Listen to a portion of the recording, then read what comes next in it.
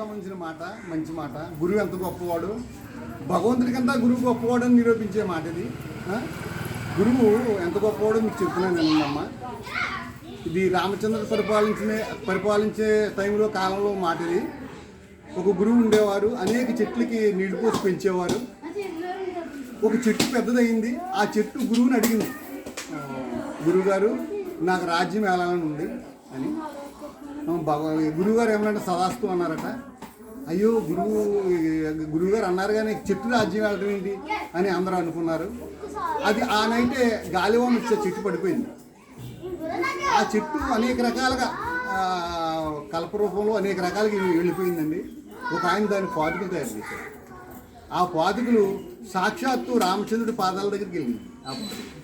ఆ పాదుకలు రామచంద్ర ప్రభు దగ్గరికి వెళ్ళినాయండి.